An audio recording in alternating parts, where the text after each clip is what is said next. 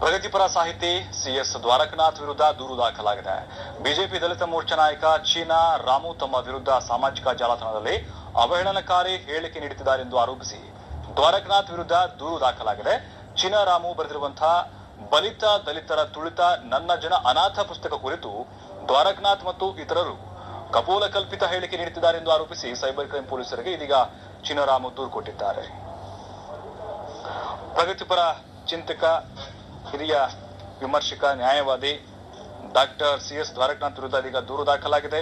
ಬಿಜೆಪಿಯ ದಲಿತ ಮೋರ್ಚಾ ನಾಯಕ ಚೀನಾ ರಾಮ್ ಅವರು ಈ ದೂರನ್ನ ಕೊಟ್ಟಿದ್ದಾರೆ.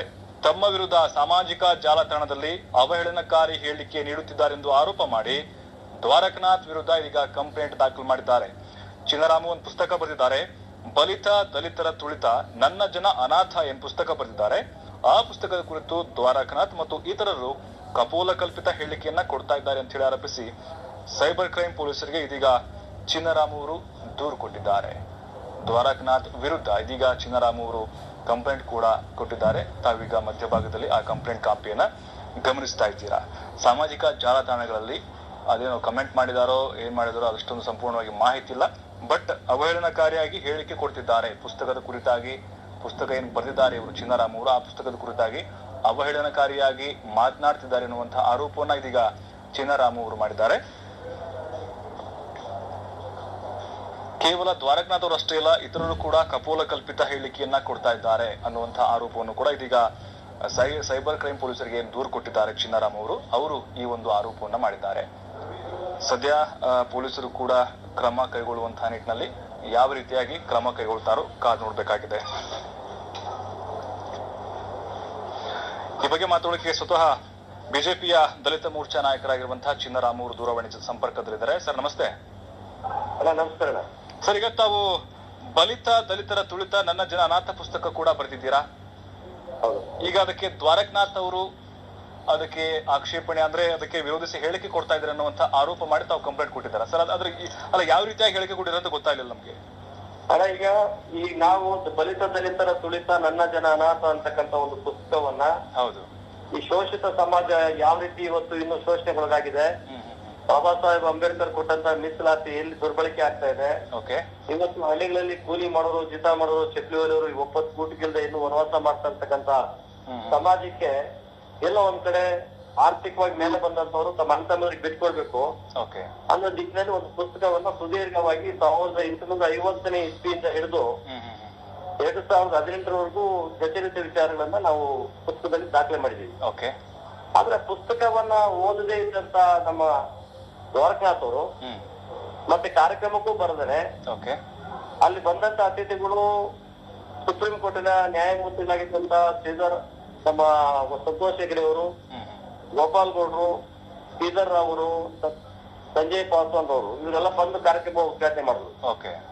ಈ ಉದ್ಘಾಟನೆ ಮಾಡಿದ್ರೆ ಅದ್ರಲ್ಲಿ ಅವ್ರು ಏನ್ ಮಾತಾಡಿಲ್ವೋ ಆ ವಿಚಾರನ ಉದ್ರೇಕಗೊಳಿಸ್ತಕ್ಕಂತ ಹೇಳಿಕೆಗಳನ್ನ ಕೊಟ್ಟು ಫೇಸ್ಬುಕ್ ಅಲ್ಲಿ ತಮ್ಮದೇ ಆದಂತ ಒಂದು ಪ್ರಚೋದನಾತ್ಮಕ ಹೇಳಿಕೆಗಳನ್ನ ಕೊಟ್ಟಿದ್ದಾರೆ.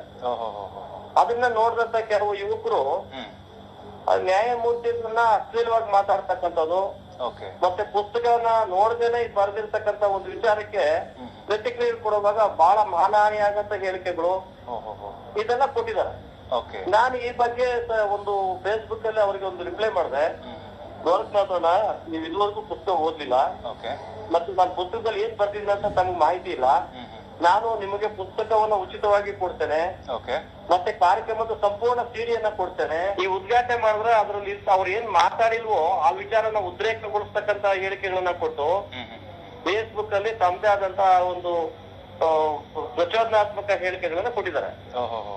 ಅದನ್ನ ನೋಡಿದಂತ ಕೆಲವು ಯುವಕರು ನ್ಯಾಯಮೂರ್ತಿಗಳನ್ನ ಅಶ್ಲೀಲವಾಗಿ ಮಾತಾಡ್ತಕ್ಕಂಥದ್ದು ಮತ್ತೆ ಪುಸ್ತಕವನ್ನ ನೋಡ್ದೇನೆ ಬರೆದಿರ್ತಕ್ಕಂತ ಒಂದು ವಿಚಾರಕ್ಕೆ ಪ್ರತಿಕ್ರಿಯೆ ಕೊಡುವಾಗ ಬಹಳ ಮಾನಹಾನಿ ಆಗಂತ ಹೇಳಿಕೆಗಳು ಇದೆಲ್ಲ ಕೊಟ್ಟಿದ್ದಾರೆ.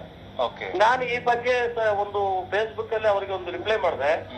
ಗೋರಖ್ನಾಥ್, ನೀವು ಇದುವರೆಗೂ ಪುಸ್ತಕ ಓದ್ಲಿಲ್ಲ ಮತ್ತು ನಾನು ಪುಸ್ತಕದಲ್ಲಿ ಏನ್ ಬರ್ತಿದ್ದೆ ಅಂತ ತಮಗೆ ಮಾಹಿತಿ ಇಲ್ಲ. ನಾನು ನಿಮಗೆ ಪುಸ್ತಕವನ್ನ ಉಚಿತವಾಗಿ ಕೊಡ್ತೇನೆ ಮತ್ತೆ ಕಾರ್ಯಕ್ರಮದ ಸಂಪೂರ್ಣ ಸಿಡಿಯನ್ನ ಕೊಡ್ತೇನೆ, ವಿಡಿಯೋ ಸಿಡಿ ಕೊಡ್ತೇನೆ. ನೋಡಿ ನಿಮಗೆ ತಪ್ಪನ್ಸಿದ್ದನ್ನ ಹೇಳೋ ಹಕ್ಕು ನಿಮ್ಗಿದೆ. ಹೌದು ಹೌದು.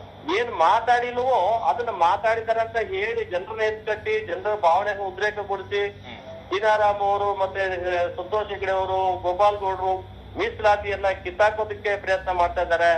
ಮೀಸಲಾತಿ ವಿರುದ್ಧವಾಗಿದ್ದಾರೆ. ಕೆನೆಪದ ಆಶಯಗಳು ಸಂವಿಧಾನ ವಿರುದ್ಧವಾಗಿದೆ ಅಂತಕ್ಕಂಥ ವಿಚಾರಗಳನ್ನ ಮನ್ಸೋ ಮುಖಾಂತರ ಜನರನ್ನ ದಿಕ್ತಪ್ಪಿಸುವಂತ ಕೆಲಸ ಮಾಡಿದ್ದಾರೆ. ಅದಕ್ಕೆ ನಾನು ಅವ್ರಿಗೊಂದು ಸ್ಟೇಟಸ್ ಹಾಕ್ದೆ. ನಾನು ಪುಸ್ತಕ ಓದಿ ನನ್ನ ಬಗ್ಗೆ ನೀವು ಚರ್ಚೆ ಮಾಡೋದಾದ್ರೆ ಒಂದು ಚರ್ಚೆ ಮಾಡೋಣ ಅಂತ ಹೇಳಿದ್ದೆ. ಆದ್ರೆ ಅವರು ಅದಕ್ಕೆ ಅವ್ರು 2 ದಿನ ನಾನು ಕಾದು ನೋಡಿದೆ. 2 ಸಾರಿ ನಾನು ಮೆಸೇಜ್ ಹಾಕಿದೆ.